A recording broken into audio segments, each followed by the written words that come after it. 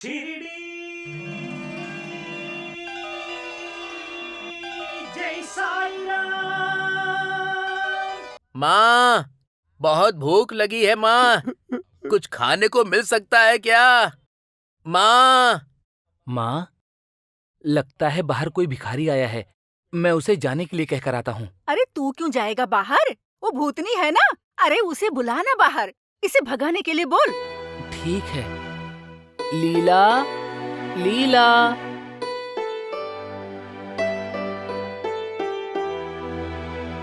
लीला, वो भिखारी जो बाहर खड़ा है ना, उससे कहो किसी और घर जाए, ऐसा माँ बोल रही हैं। ए, ये सब क्या है हाँ?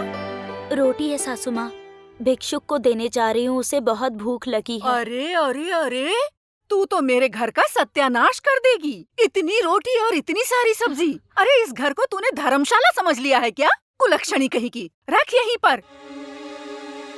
अरे तू देख क्या रहा है? लेना इसके हाथ से। ठीक है माँ, लाओ मुझे दो ना। सुबह से यहाँ भूख के मारे मेरे प्राण निकले जा रहे हैं और ये चली है दान करने। महारानी कहीं की। दान करने के लिए मेरी ही संपत्ति मिली है। सासू माँ, भूख से तड़पते हुए को खाना देने से पुण्य मिलता हाँ, है। पुण्य तो मिलता है, तो अपने मायके से लाकर देना खाना। मेरी कमाई क्यों बर्बाद कर रही है? माँ, ये जो गेहूं का आटा है ना, ये मेरे ससुर जी ने अपने घर के लिए भेजा अरे था। तू तो चुप ही रह, बोलने में क्या जाता है। मुझे खिला तू पहले। हाँ ठीक है माँ।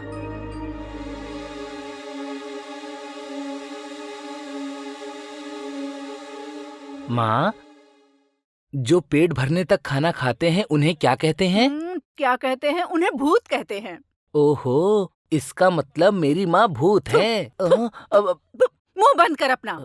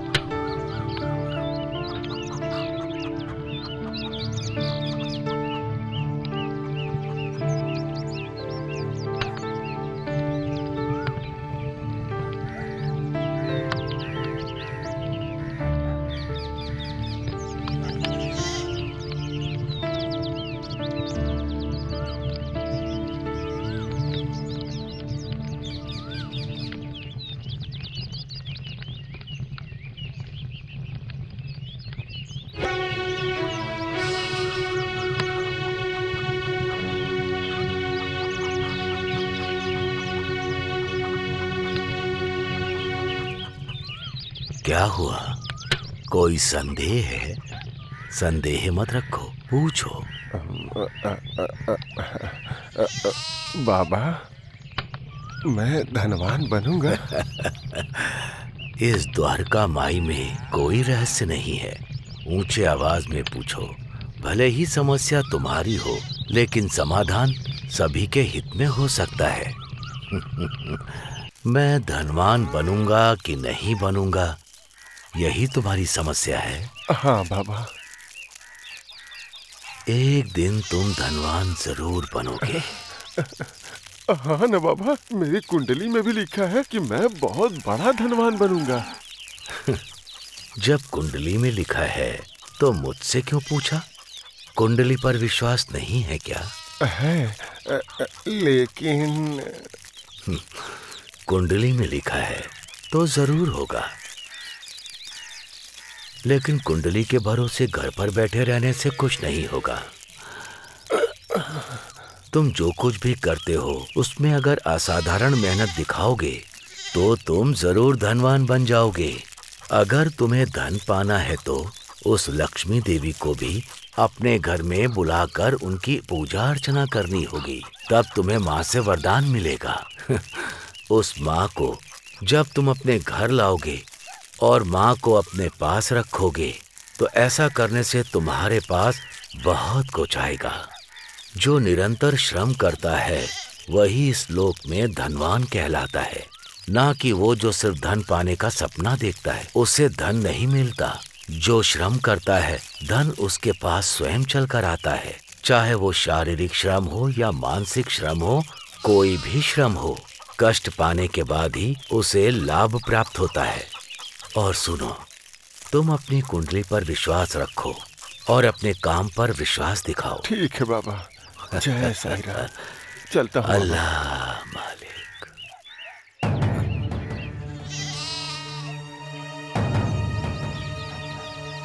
नमस्कार साईं।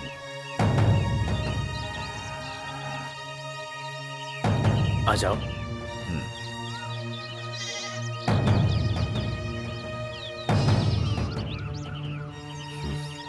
बाबा, ये मेरा श्री गणपति राव दत्तात्रेय सहर्ष मूर्ति है ना? सही कहा ना दत्त? वो यही सोच रहे हो ना कि मुझे तुम्हारा नाम कैसे पता चला? वो गणू, सिर्फ तुम्हारा नाम ही नहीं, तुम क्या करते हो ये भी जानता हूँ। मैं तुम्हारे बारे में सब जानता हूँ। बेचारा नाना तुम्हें मेरे पास बहुत ही कष्ट से लाया है, ये बात मुझे अच्छे से पता है। वो व्याकुल है कि तुम में जो गुण है उसे और प्रभावित कैसे करें, है ना नाना? हाँ बाबा, आपको मैं और क्या ही बताऊं।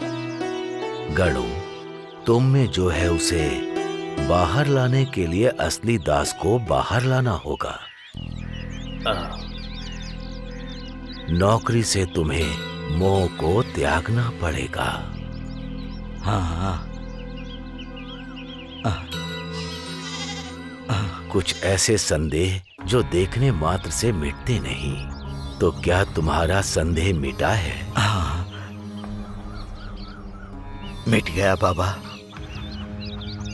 मिट गया।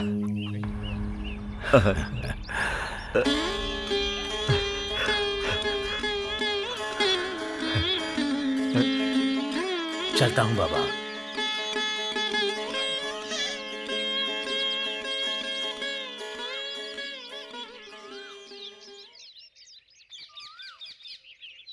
अल्लाह मालिक।